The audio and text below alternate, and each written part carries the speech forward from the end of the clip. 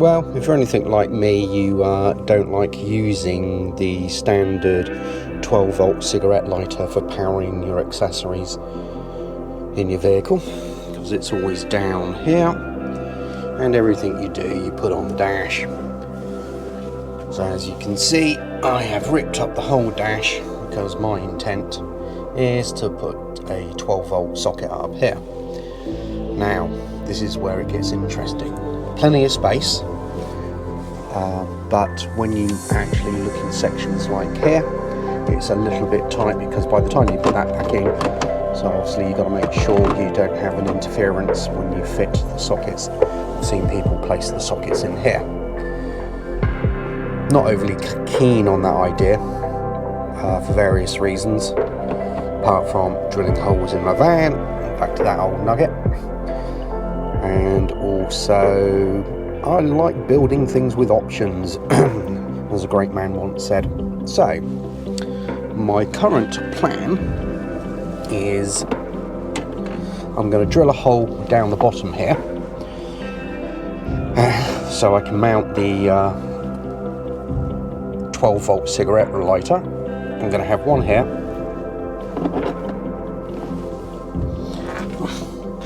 and I'm going to have another one here. But what I'll do, I'll actually make the cable will come through there, and I'll put a backing plate across that section there, because when I put this lip backing,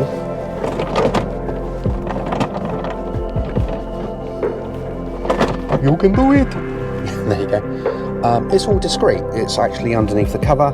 I've got nothing showing there, and it will look fine. The other thing as well, didn't like the idea of putting it over this side, because I've got the cup holder over this side, and if I do have a spillage, it stays over there, not near any electrics that I've done.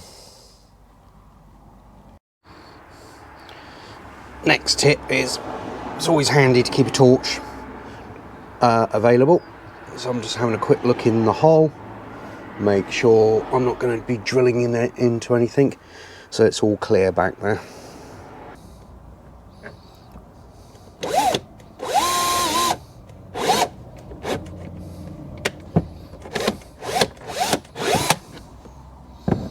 Right, that's that done. Right, I've wired up the USBs to the sockets. This is just a temporary action, so I can test that to make sure they work, and I've tested them and they do work and they do light up. I do like these USB sockets where you can actually turn the sockets off. So it's got an on and off there, and that's a voltmeter, and this is actually connected to the vehicle battery, which regrettably is low at present, so I need to put it on charge. And there you go. It's showing about 11.4, which is not good, but there you go. It's an old battery. It'll have to be replaced at some point. So yeah, so there you have it. That's obviously just a temporary measure to start off with, but just to get everything wired in and make sure everything works. Followed by, show you the other side. This is the other side, and again, so the socket's there. This one's got a dual USB 3, and again an on and off switch, with a voltmeter showing that the battery is low, which I know. So yeah, that's all done and dusted. All I need to do now is get some metal or some plastic and make the housing, so I can mount the USB sockets in there. But I'm going to do that at a later stage.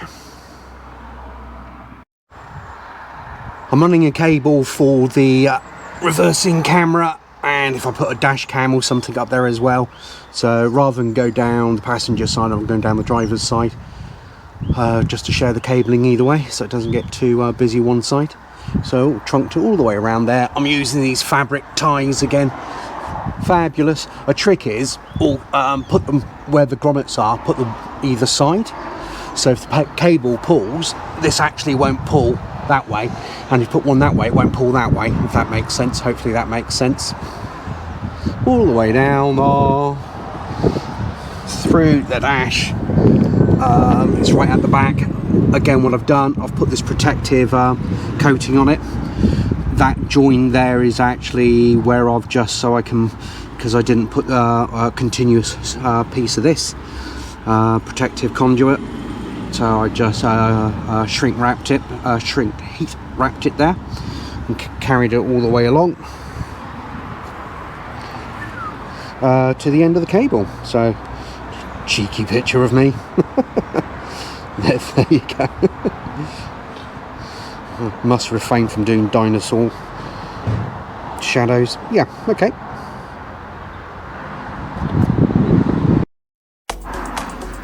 Okay, what I've done, the extra USB sockets I've put into the dash, I've got 3 in total, and reversing camera and all the power, the additional auxiliary stuff I've all added to the front.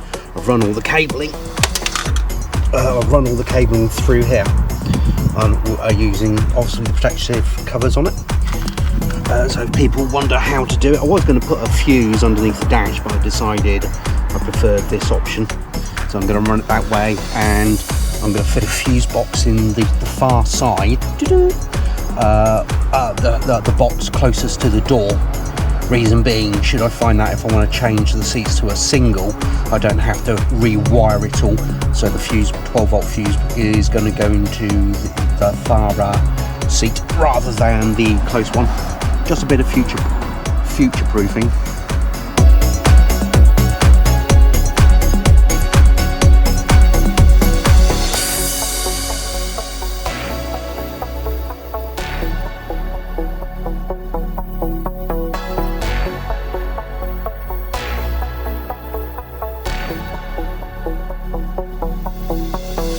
I've wired everything from the dash, everything for the dash, independently through its own fuse box. Doesn't touch the van's fuses in any way.